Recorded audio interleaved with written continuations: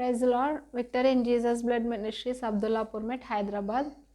Heart attack అనగానే ఎంతో కలవరం వస్తుంది మనుషుల్లో. మరి ఏ నొప్పినైనా భరించవచ్చు, కానీ మరి హార్ట్లో పెయిన్ అనగానే ఎక్కలేని టెన్షన్ వస్తుంది. మరి ఈ రోజుల్లో కూడా చాలా చోట్ల మనం గమనిస్తే ఎక్కడ పడితే అక్కడ మనుషులు చనిపోతున్నారు హార్ట్ పెయిన్ రాగానే. మరి ఆ విషయాన్ని బట్టి మరి నేను ఈరోజు ఆఫ్టర్నూన్ మరి 1 గంటల నుండి నాకు హార్ట్లో పెయిన్ అనేది స్టార్ట్ అయ్యింది. మరి అది ఏం పెయిన్ అనేది అయితే నాకు తెలియదు, కానీ అది తగ్గుతుంది, వస్తుంది. దాన్ని బట్టి నేను చాలా భయపడిపోయినా. ఇంకా నాకు ఇదే లాస్ట్ డే అనుకొని చాలా ఏడ్చుకుంటూ మరి దేవుని సన్నిధిలోకి వెళ్ళి ప్రేయర్ చేస్తున్నా. ప్రభా, మరి నా లైఫ్ ఏంది, ఇప్పుడు అసలు నా పరిస్థితి ఏంది అని. ఎన్నెన్నో శ్రమలలో నుండి నన్ను విడిపించి ఉన్నావు. మరి ఈ శ్రమ మరి నాకు మేలుకా కీడుకా నాకైతే తెలియదు. ఇది శ్రమనా లేకపోతే నాకు లాస్ట్ డేనా అని మరి నేను అనుకొని మరి నా మా ప్రార్థన రూమ్లోకి నేను వెళ్ళి దేవుని దగ్గర ప్రార్థించి ఉన్నా, మోకరించి. మరి దేవుడు నాతో మాట్లాడిన మాట స్పష్టంగా కీర్తనలు 34వ అధ్యాయము మరి 17వ వచనం. నీతిమంతులు మొరపెట్టగా యెహోవా ఆలకించును, వారి శ్రమలన్నిటిలో నుండి వారిని విడిపించును. విరిగిన హృదయము గల వారికి యెహోవా ఆసన్నుడు, నలిగిన మనస్సు గల వారిని ఆయన రక్షించును. నీతిమంతునికి కలుగు ఆపదలు అనేకములు, వాటినన్నిటిలో నుండి యెహోవా వానిని విడిపించును. ఆయన వాని ఎముకలన్నిటినీ కాపాడును, వాటిలో ఒకటి అయినను విరిగిపోదు. మరి ఈ వాక్యం నీతిమంతులు మొరపెట్టగా, ఈ వాక్యాలలో నాకు 2 మాత్రమే స్పష్టంగా నాకు కనిపిస్తున్నాయి. నీతిమంతులు, ప్రభా నాకు నీతిమంతురాలు అన్న ఒక బిరుదు నాకు ఇచ్చినందుకు థ్యాంక్ యూ ప్రభా అని అనుకున్నా. కానీ ఆ పెయిన్ని బట్టి మరి నాకు తగ్గుతుందా లేదా అనేది నాకు ఇంకా ఆ నమ్మకం అనేది కుదరట్లేదు. ట్యాబ్లెట్ వేసుకున్న, గ్యాస్ట్రిక్ ట్యాబ్లెట్, అయినప్పటికీ కూడా మరి తగ్గట్లేదు. మరి ఏదైనా నిర్లక్ష్యం చేయొద్దని మరి మా హస్బెండ్కి చెప్పంగానే మరి హాస్పిటల్కి వెళ్దాం అనగానే తీసుకెళ్ళంగానే మరి అక్కడ ఈసీజీ తీయించారు డాక్టరు. మన చెకప్ చేసిన తర్వాత కొద్దిగా నాకు డౌట్ ఉంది, ఈసీజీ తీయించుకొని రండి అంటే స్పాట్లో వెళ్ళి ఈసీజీ తీసుకొచ్చాము. ఈ రిపోర్ట్స్ మరి వీటిని గమనించగలిగితే ఈసీజీ రిపోర్ట్స్ అనమాట. మరి ఇవి చూడంగానే అబ్నార్మల్ అని ఉంది, అంటే ఏదో సంథింగ్ ప్రాబ్లం అనేది ఉంది అని చెప్పి డాక్టర్ అనగానే ఇంకా మనం చిన్న చిన్న పెయిన్స్ అంటే సరేలే అని సరిపెట్టుకోవచ్చు. మరి మన ప్రాణాన్ని నిలబెట్టేది హార్టే కదండి. మరి నాకు ఆ హార్ట్ ప్రాబ్లం రాగానే ఇంకా నా కళ్ళ వెంబడి నీళ్ళు అనేది ఆగడం లేదు. ఆయన అట్లా చెప్పేసరికి ఇంకా నేను డిస్టర్బ్ అయిపోయిన తర్వాత ఇక మాకు తెలిసిన సేవకులు చాలామంది ఉన్నారు, కానీ మాకు ఒక కుటుంబానికి ఒక గట్టి నమ్మకం. ప్రతి ప్రాబ్లంలో నుండి మరి ఆ సేవకునికి మేము ప్రార్థన చేయించుకోగానే ఎన్నో అద్భుతాలు జరుగుతాయి.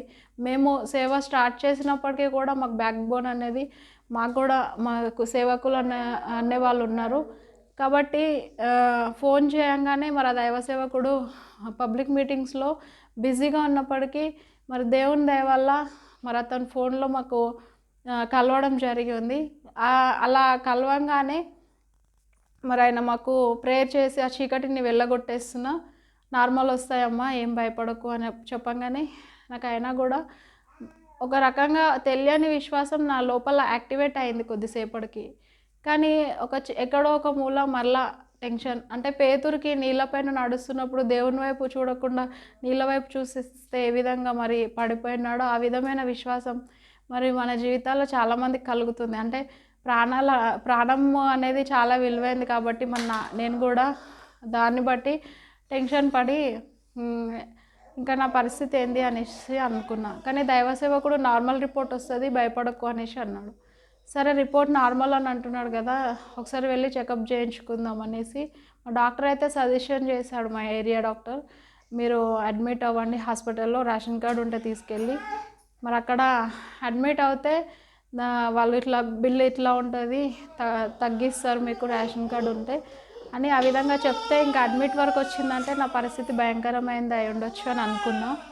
కానీ మరి అవన్నీ ఒకసారి 2D ఎకో చేయించామని మరి డాక్టర్ గారు సలహా ఇవ్వగానే మరి రిపోర్ట్ని బట్టి డాక్టర్ దగ్గరికి కన్సల్ట్ అడ్మిట్ అవ్వాలా వద్దా అని డిసైడ్ చేసుకొని మరి మేము వెళ్తూ first of all 2D echo అనేది తీయించుకున్నాం అనమాట.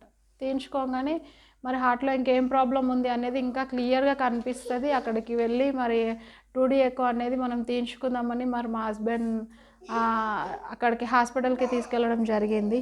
మరి స్పెషల్ కార్డియాక్ డాక్టర్ మరి ఆయన వచ్చి మరి 2D ఎకో తీయించారు. తీయించిన తర్వాత మరి ఆయన ఏమైందమ్మా ప్రాబ్లం అంటే హార్ట్లో పెయిన్ వస్తుంది సార్ అని అన్న. అయితే మరి ఆయన మొత్తం చెకప్ చేసిన తర్వాత అసలు 2D ఎందుకు రాశారు, వేస్ట్, మీకు జస్ట్ గ్యాస్ట్రిక్ ప్రాబ్లం ఉందని చెప్పంగానే ఇంకా నాకు అంతకుముందుపు నేను ఎంత భయపడి నేను ఏడ్చి ఉన్నానో. మరి దేవుడు ఆయన ఒకే వాక్యం నాకు గుర్తు, నీతిమంతులు మొరపెట్టగా అని ఆ వాక్యం నాకు గుర్తుంది. ఇంకోవైపు ఈ లాస్ట్ చివరి వాక్యం మాత్రమే నాకు గుర్తుంది. వాటి చివరి వాక్యం,